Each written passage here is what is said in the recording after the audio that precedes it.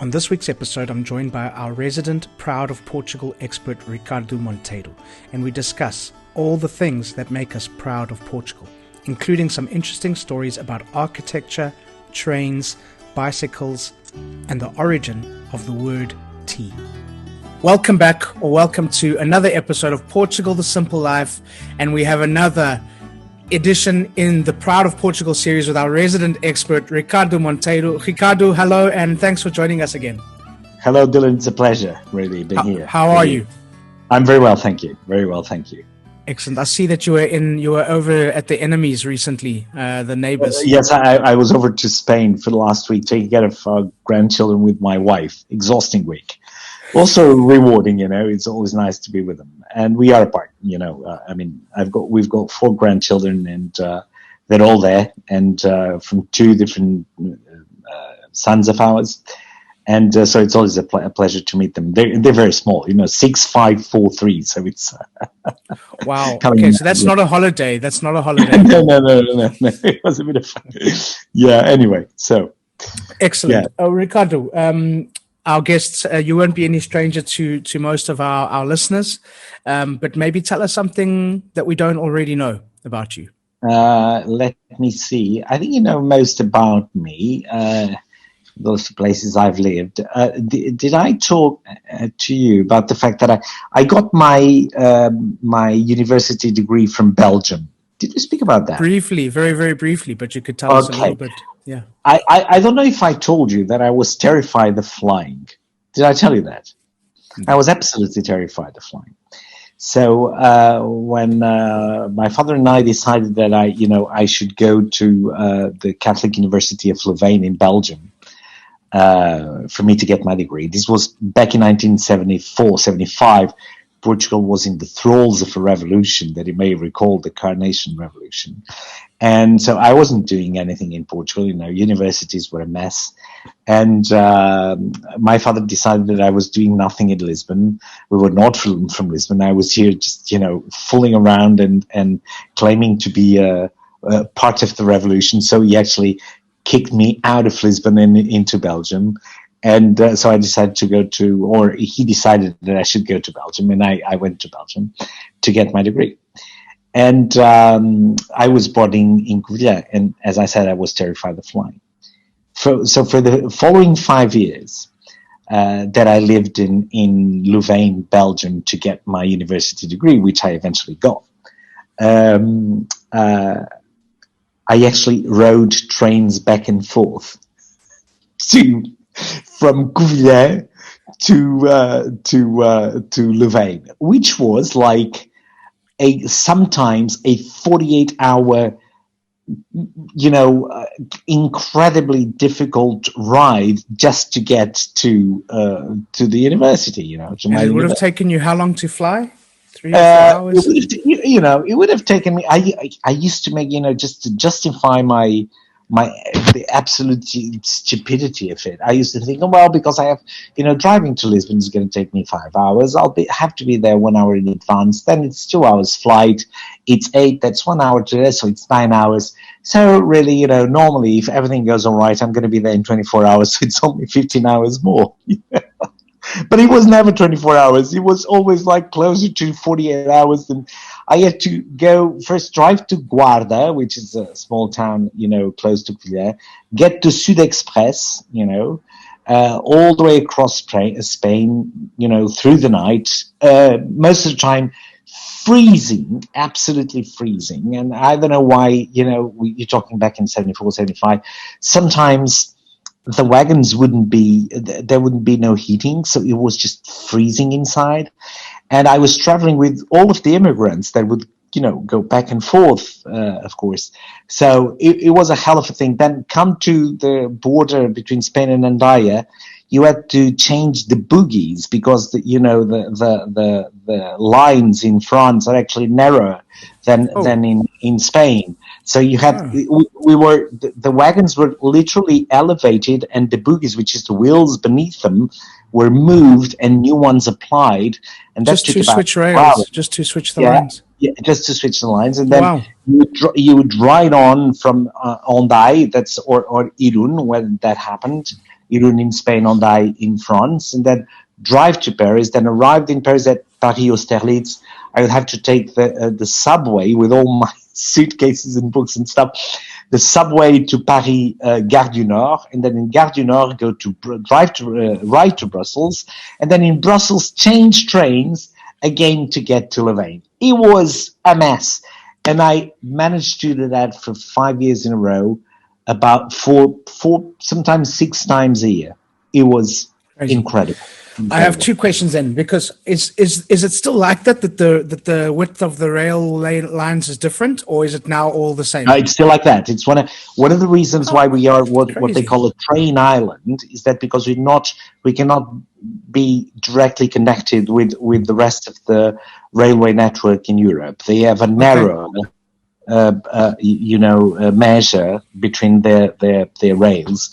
We have a wider one. People say, I'm not sure that's right, that Franco and Salazar kind of decided they should do that during World War II in order to avoid any kind of possibility of us, that is the Iberian Peninsula, being invaded from France. Trains were extremely important back then in the war effort. Yes. And, train was the way to get there. And that's the way the story goes. I'm not sure that's true, but, there it is. The fact of the matter is that possibly indeed we have a wider train berth than they have in the rest of Europe. Yeah. Interesting. That's interesting. Yeah. I didn't know that. And is this where because on LinkedIn, you're always posting or reposting some things about trains, and here in Portugal, is this where your love for trains started? No, I don't particularly have a love for trains. My memory of them is not very good. But one thing is for sure, it is one of the most ecological means of transportation you can think of. It's also quite cheap, and for silly reasons, we decided, a couple of decades ago, that we should invest on our motorway network instead of our railway network. So the number of railway lines open to the public today is less than it was at the beginning of the 20th century, which is quite absurd. And we're trying to, in a way, reshape things so that trains become an important way of transporting people and goods across the country. You also know that we are the only country in Europe, in Western Europe, that does not have a high-speed railway network, whereas Spain has actually the largest high-speed railway network in Europe. The second one being, I believe, France, and then Germany and Italy. So it is quite absurd, because Lisbon sits at the exact optimal distance from Madrid to use a high-speed train instead of airplanes. France just passed a law forbidding flights between cities that are at or less than 300 kilometers away. So people must take the train to travel between those 2 points. And I believe it's going to go to 600 kilometers, because you can do 600 kilometers in about 2.5 hours in high-speed train, right? And, and the ecological footprint is much less than if you fly, obviously. What they're doing now in Portugal, I think, it should have been done a long time ago, is that they are actually repairing all of the material that we have standing idle, and just putting it back on track. And all of that, a lot of that material is actually electric. It's electric locomotives and stuff. So it's already, quite green, as it were. And they are repairing them and putting them back on tracks. And with that, a lot of old wagons that we have that are museum pieces, beautiful pieces that are now finally back. It's rolling stock, that it's finally finding its way back to the tracks. And it's great. And finally, it's very funny, because Comboios Portugal CP defined their mission for 2020 and 2021 as simply, there shall be a train, it shall be on time, and it will be clean. And that's what they're trying to do. And apparently they are succeeding. They have reduced the number of graffiti by 95%. Okay. They remove 650 square meters of graffiti from trains, I believe, every day. Wow. So, Every day. Jeez. I believe every day. So it's quite extraordinary what's being done, and the fact that you can see all these old rolling stock, but which is still quite up to date because it was already, powered by electricity, finding their way back to the tracks. And I think that's Amazing. that's. Okay, yeah, my son Benjamin, he's crazy about trains, and when we go away in the summer, we stay down in Fuzeta in the Algarve. We stay at my folks' place, and it's right on one of the train lines. So the train's always coming back and forth, and he's always saying, "Come back, train! Come back, train!" Yeah, train spotters. There are a lot of train spotters in Portugal now. It's become fashionable again. It's good. So here we go. So we were going to talk about. We are going to talk about what makes us proud of Portugal. This is our third edition. So as per normal, the first thing that we're going to chat about is current events and what's happening in current events that is making you proud of Portugal. One thing, which is we're living through a pandemic, so you cannot skip that. So I am quite proud of the fact that our vaccination efforts are up to par with Europe. We're not, we're better than Germany or France in terms of people vaccinated. But what I think is quite extraordinary is the way it's being done. I mean, there is no confusion, there is no difficulty. Here and there you can see, a line which is like a bit longer. But as a matter of fact, most of the time it's just proceeding quite nicely. And let me just tell you about my wife. About 2 months ago, I think it was after we had our first talk, I was sitting in the car with my wife and she got a message, on her mobile, and she was being called to be vaccinated. And so, she was quite happy, and she went to the vaccination center and got herself vaccinated. But before she did, she was asked whether or not she needed a taxi, which the municipality would pay for. Wow. And if there was any kind of special need, she has that had to be attended to.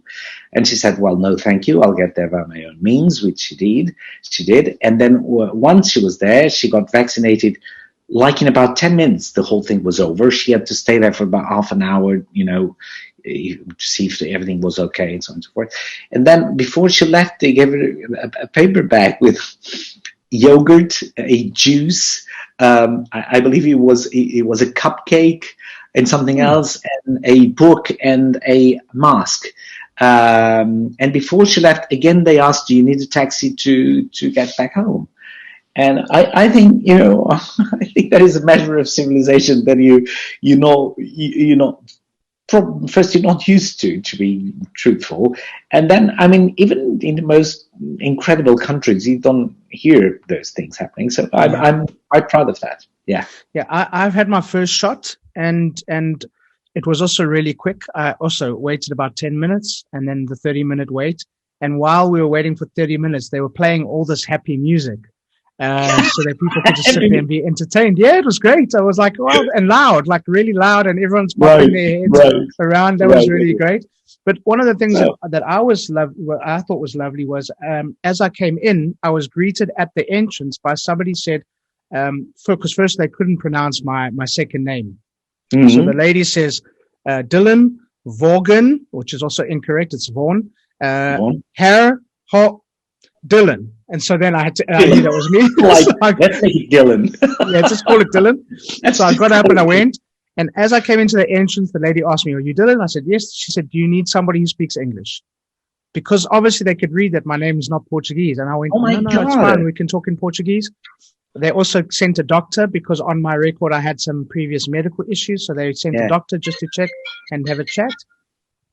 And the rest was amazing. But yeah, it took 10 minutes. Half an hour wait and I was out, so it was fantastic. So, okay. Yeah, I'm proud of that as well. You're part of that. So here we are. We're quite good. I think we're both quite proud of that. Anyway, yeah. Another current event that you can be proud of is that a week ago your daughter was on the podcast and she was a fantastic guest. Yes, yes. Well, yeah. Thank you for having her. Thank you for having her. Yes. Next, Ricardo, an historical account or story that makes you proud of Portugal. Right. Well, you don't know. Well, we've talked about this quite often. The Portuguese were the first Europeans to get to India by sea. We were not the first Europeans there. There were a lot of Europeans that that went there, and the spice trade was already in the hand of the Venetians before the Portuguese got to India by sea. Therefore cutting the middleman, as it were, because there were a lot of middlemen. That's why spices were so expensive in Europe. Before spices would get to Europe, there were a lot of people that had to be paid on the way. What Portugal did, actually, by getting to India by sea, was actually cutting off the middleman and keeping, of course, the profits for itself, for Portugal. Now, we got India and we kind of occupied all of the coast. We already talked how we were unable, because there were so few of us, to actually, occupy all of those territories with soldiers of our own. So we stayed on the coast most of the time. And that was the case in India. So we had what is today Mumbai. That was back then Bombay, which comes from the Portuguese Boa Bahia. That's where Bombay comes from. And today Mumbai. And then we had Goa, we had Damo, and we had a lot of our then called possessions in India. And then Catarina II of Braganza married Charles II in England. I believe it was Charles II. And Catarina of Braganza already drank tea in Portugal, okay? Because, of course, tea was first brought to Europe through Portugal, not, as people think, through the UK. It was through Portugal. And it was Catarina of Braganza who introduced tea to the English court and to England and the United Kingdom in general. And from there, it spread to the rest of Europe and to the Americas. And, tea was, again, very important because of the Boston Tea Party and the role it played in the independence of the United States. Now, the funny thing is that nobody really knows where the name tea comes from, because originally the Portuguese called tea chá.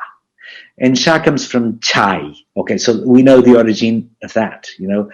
Chai, as the sound ch does not really exist in the Portuguese language. What was chai became chai, sha. Okay, so why tea? People didn't know, and apparently there is a reason for that. And if that is true, and nobody is really sure if it's true, it's because she transported tea with her to the United Kingdom for her to drink, And it was transported in boxes. And those boxes read, Transporte de erva aromática. Transportation of aromatic herbs. In Portuguese, initials T-E-A. And some historians believe that's the reason why in English, the word for tea is actually tea. It's tea, the abbreviation of Transporte de Erva Aromática, or de Ervas Aromáticas. So there you go. If that is 100%, true, it's 100% accurate. If that is true, I'm quite proud of it. If that's not true, I'm still proud that tea was brought to the UK by Catarina de Braganza, who was a Portuguese princess. So there you go. We're just gonna go with it's 100% historically accurate, and I'm sticking with that story when I speak to my British clients. Wonderful. Okay. How about a piece of architecture that you're proud of? Last time we spoke about that beautiful chapel. What is it? What's it this time? We've talked about the fact that our traditional architecture is quite beautiful, but of course there is historic architecture that we cannot ignore. And I cannot talk about architecture without talking about Jerónimos. Okay, why will I talk about Jerónimos? Because, as you may have guessed, I kind of like the way our history played out. Many things in it, of course, are absolutely horrid, and some of the consequences of stuff we've done in the past, are still playing out today. And they were really terrible. And perhaps we should talk about that dark part of our history at some stage later on. But the truth is that when Manuel I, was King of Portugal, and the whole, maritime expansion began, he thought that the Gothic style he had did not quite mirror the reality of today. And so he decided to embellish Gothic with a few, elements that would, to people, recall, the richness of those days. And the Manuelin style, which is more of a decoration than really architecture, because the architecture behind Manuelin style is Gothic. But you can see in the Manuelin style, first, the robes of the ships, that were navigating to India or to Brazil or to the Americas in general or to Africa. You can see the globes that represented the world that the Portuguese were then, in between inverted commas, discovering for Europe. You can see exotic animals. You can see palm trees, none of which, of course, could be found in Europe back then. So he decided to integrate those elements as decoration to the Gothic style. And from that, Jerónimos was born. And it is a magnificent piece of architecture, and it's there for all to see. And in a way, it's a lighter and merrier version of Gothic as it was conceived in the beginning, because it's become humanized, and in a way it has also become a portrait of the moment that Portugal was going through back then. And it's also an historical memento and also witness to our maritime expansion. So I think that I am very proud of Jerónimos and of Manuelin style in general, which, as you know, can only be found in Portugal. Well, that whole area is like an architect's dream, with the Discoverers Monument and all that architecture down. So for people listening, you find it down in Belém, which is a little suburb next to Lisbon, along the river. And you've got the Discoverers Monument there. You've got Jerónimos. You've got some beautiful architecture. You've got the gardens right there, which are stunning. And that museum, there's a modern, I think, is it the Museum of Modern Art? That's right. No, Museu dos Coches. That new museum, which was done by Paulo Mendes. I can't recall his name. He's a Brazilian architect, Fritz Caprais, who died recently, and he bequeathed all of his drawings and his work to the Oporto University of Architecture. Him being Brazilian, quite amazing. It's Museu dos Coches, the new Museu dos Coches, because there was an old one. And then something else that's delicious, that's near to Jerónimos, is also made in Portugal, is the pastéis de Belém. I mean, we can't ignore that. That little tart. Okay, it's good stuff. So, Ricardo, next thing, something made in Portugal.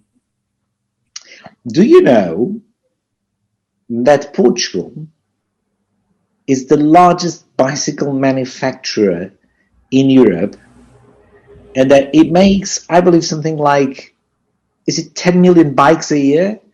And it has become the go-to place for high-tech bikes. I mean, of all things, I only know this because I follow you on LinkedIn, so this is how I know this. So it's incredible. It's just amazing. So I'm very proud of bikes made in Portugal, and the fact that we are attuned to the times we're living, because everybody wants a bike. Everybody's riding around on a bike, and if you go to cities in Europe, all over Europe, and even in the United States, the newest thing is getting to work on a bike, as Boris Johnson, persists in doing every day. So, I'm quite proud of all of those bikes being made in Portugal, and some of them really high tech, not only because they are electric, but also or electrically powered. But there are some of them that are made of carbon fiber, and apparently, there's a nice story behind that as well. it's all up north, okay? And carbon manufacturing is actually done by hand, and then it goes into a oven. So what they do is that they apply layers of carbon fiber one on top of the other, and then they mold it, sometimes by hand, following a pattern, and they have got some instruments to help them, but they are done by hand. And the amazing thing is that all of the women that had lost their jobs in the textile industry and could not be recycled to do anything else because they were already in their 50s and 60s are actually excellent at molding carbon fiber to make and mold by hand, because these fibers like pieces of tissue, to mold by hand all those carbon made bikes, which are also very light and very resistant, as you know. So all of those women now, or a lot of them now, work making these high-tech bikes. High-tech bikes, yeah. Yeah, quite incredible. Yeah. Why? Yeah. I mean, why do you think we are?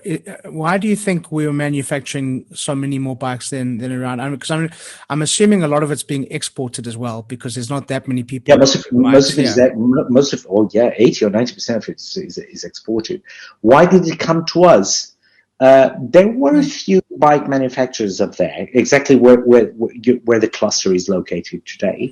There were a few of them, and it was pure, entrepreneurship. They started, how do we survive? A lot of them went bust actually before, and those who remained actually started improving on manufacturing methods, and then, as luck has it, the whole bike boom happened in Europe, and very important, we of course slap huge tariffs, the European Union, on Chinese-made bikes.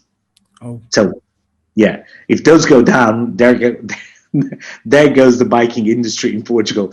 But I don't think they will go, because we are now, Europe as a whole is now being very, very cautious in taking down, all those import duties, and especially in stuff coming from China, as you know.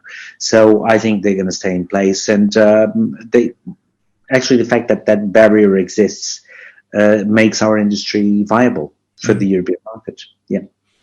I have a client. He's Swedish, and he was previously with IKEA, and he invented, not to give away too much information, but he invented basically a pot that self-waters the plant. The plants can self-water, and he gets it made here. Because he says the quality is superb, the costs are not as expensive as getting it done in Germany or in Sweden, and the quality is superb, and he gets it made here and exports it straight back to Sweden. It's incredible. Yeah. And always in the north. We've got all those factories up in the north. Our industry, our industrial tradition is all. Is on the north. I mean, there was some heavy industry around Lisbon, steel mills and stuff like that across the river. But some car assembly plants, a few. But the industry of the small entrepreneur, it's all up north. It's never been here. It's never been here in Lisbon. Yeah, never been here. Interesting. Yeah. Okay. Another. What is one thing that you want listeners to take away and remember from this version or this edition of Proud of Portugal? The Portuguese talk a lot about not being entrepreneurial enough, which is slightly true when it comes to business. But we are an entrepreneurial people. As you can see, not only from our maritime expansion, but in the examples I just gave you, like bike manufacturing.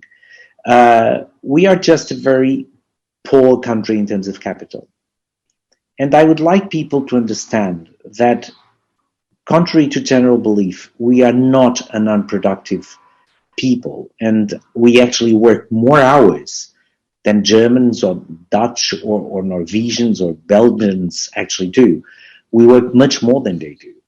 We are not as productive as them because there is not enough capital in Portugal to invest in all kinds of ancillaries to production that would make our productivity actually increase. Let me give you an example.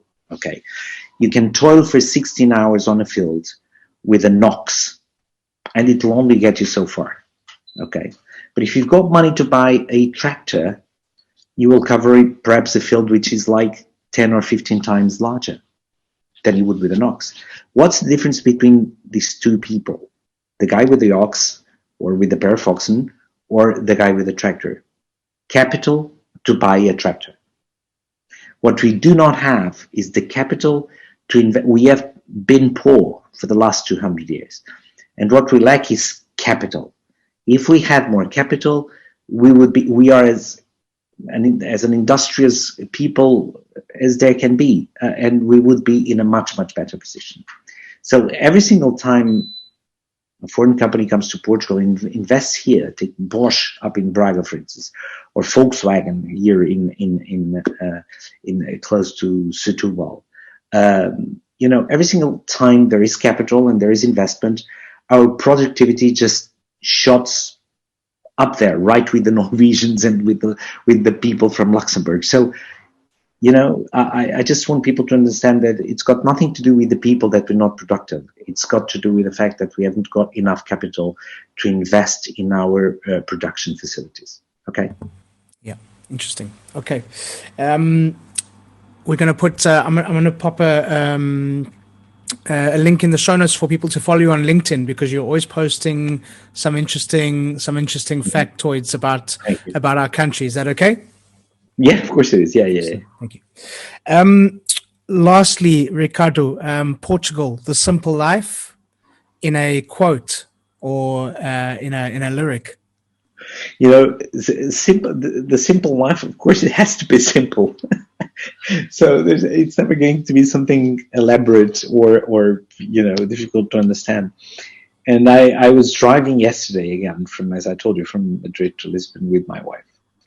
And, we just went across before we came across, by the way, the border, I went to put on some gas because it's much cheaper in Spain. And then I asked my wife, well, do you want a coffee or not? And no, not really, not here, we're so close. So we actually crossed the border to just stop and have some proper coffee in the first gas station that we found. And of course the coffee was very good. The coffee was very good. So it's just you're back home. It's that kind of feeling, and it's a simple thing. It always evolves about prestige nata and coffee and food and just being quite peaceful. But anyway, let me give you a better one. I was surfing through LinkedIn the other day, and there was a post by an American girl. I remember her name, Cherie. And she said, when people ask me, how is life in Portugal for an American? I simply reply, peaceful. And then she posted the Global Peace Index, where Portugal again comes up in 4th place. The first one being Iceland, the second New Zealand, the third is Denmark, and then the 4th is Portugal. So the peacefulness of our country is a very simple attribute that is easy to lose as difficult it is to obtain, and we've had it for such a long time. So along with that beautiful cup of coffee yesterday, I think the peacefulness of the place and actually carries with it the simplicity we're always praising in your Cherie was on the podcast as well, Ricardo. She did. Cherie was in the podcast. I didn't know that. And she spoke about that, about how peaceful it is. She did. Oh my God, what a coincidence! Yeah. I reposted her post saying thank you and then proud of Portugal. That's nice. I'll listen to it. She did a whole trip recently during COVID to because she works in the travel industry, and she did a whole trip north to south of Portugal in COVID as part of like a story as to how Portugal is handling travel and tourism during COVID. It was very, very fascinating. But she was superb. So have a listen to that. She was great. Is she a journalist or a writer? She works for a travel. She works for a. She works in the travel and tourism industry. So yeah, she does a whole bunch. She's got a business here in Lisbon. Mm. Okay. So yeah, she's lovely. Mm. Okay, Ricardo, thank you so much. Thank you. Your daughter asked me to ask you, what are your thoughts about Sporting winning the title? She said I must ask you about that. Oh my God, that's a tough one. Well, let me tell you that my heart hopes for a re-win of that title next year. My reason kind of tells me that the circumstances that led to us winning the championship in 2021 won't probably be there next year. So if we win next year, I think it's going to be all the more extraordinary, and I hope we do. Me too. Yeah. Ricardo, thank you. It's been a pleasure as always, and I look forward to our next edition. And for now, I'm going to let you call it. Calling it right now. Okay. I never know how to call these meetings. That's a wrap. That's a wrap. That's a wrap. Okay. Bye, Dylan. So thank you once again to Ricardo, and thank you to all of you for listening. Please subscribe, share with your friends, give us a thumbs up, and please leave a comment or a review. We'd love to hear from you. And as we say in Portugal, força. Welcome to the simple life.